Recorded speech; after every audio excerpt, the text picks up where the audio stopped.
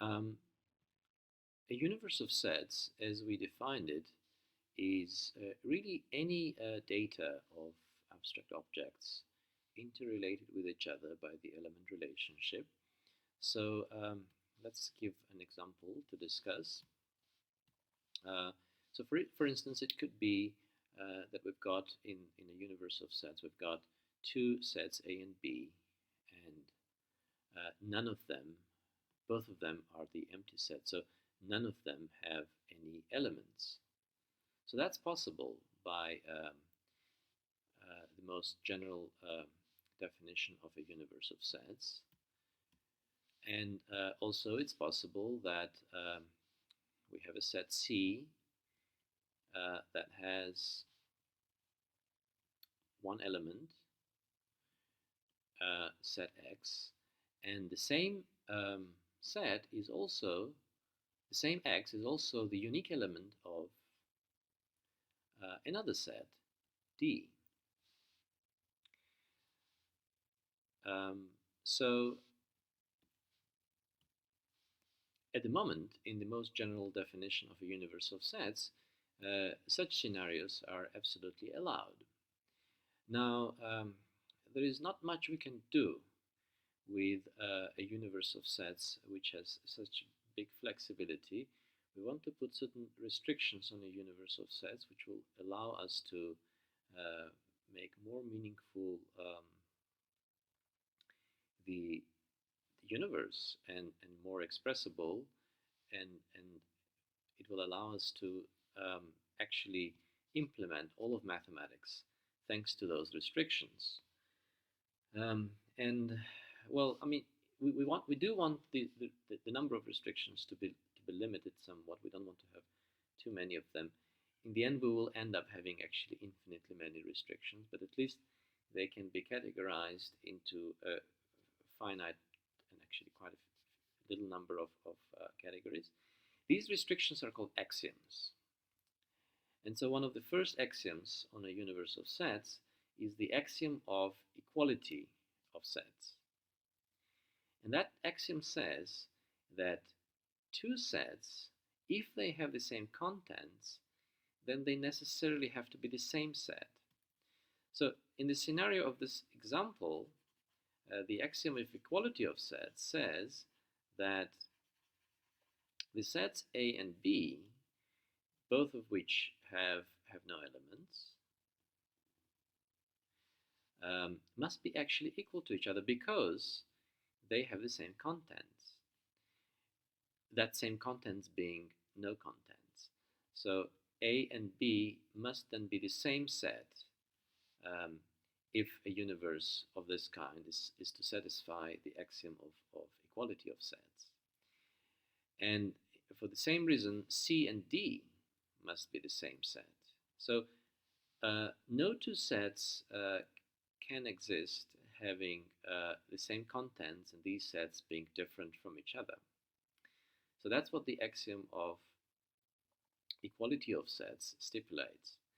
And now there is a formal way of writing down that axiom that comes from that is going to employ the notation for a subset, which is a quick way of writing the axiom out. So it can be written as follows. So let's say I want to state my axiom in terms of abstract sets x and y. I want to say that x and y, if they have the same contents, then they must be the same set. So this has to apply throughout the universe to all possible x's and y's. So that's why we want to begin our formula with a universal quantifier. I'm a bit worried I'm not going to have enough space. Let me try to squeeze it in here maybe. For every x and y, something needs to happen. Okay, so how do I now express the fact that x and y have the same contents? I want to squeeze that in here. I can do that by saying that x and y are each other's subsets, right? Because to say that, so let me actually do it vertically a bit. So x is a subset of y, and on its supposed to be one line, y is a subset of x. So this is a way for me to express that x and y have the same contents. Why? Because x being a subset of y means that every element of x is also element of y. Now, y being a subset of x means that every element of y is an element of x. And these two together with the conjunction means that x and y have the same elements, because everything in x is in y by the first part, and everything is in y that is in y is in x. So then that's the only way. The only way that can happen is if x and y have identical contents. And so now we're going to say that if that happens, right? If the contents of x and y are the same, then they must be the same set. So then x must be equal to y. So this is a formal way of writing out the axiom of equality of sets. And applied to this universe, this axiom will force A and B to be equal to each other, and it will force C and D to be equal to each other. So if they're not equal, and in this display, the way we set it up in the beginning, they don't appear to be equal because they appear at different locations. So then this universe does not satisfy this axiom. Now, once we adopt an axiom, we're going to assume it holds. So this universe is going to then fall out from those universes that we can consider where our theory is applicable, because it fails to satisfy the axiom that we adopted. Okay, so let's examine a bit more what are the consequences of this axiom for other sets in the universe. Okay, so now we figure that A and B must be the same set, and C and D must be the same set. Now what about X? The relationship between x and the other sets. Well, we don't know what contents of x is yet, so we can't say that what the relationship is. But let's say that the contents of x is, so let's say x actually consists of D and B, right? So suppose x is a set whose elements are D and B.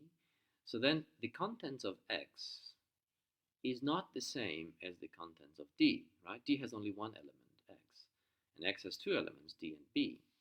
So therefore, this axiom does not force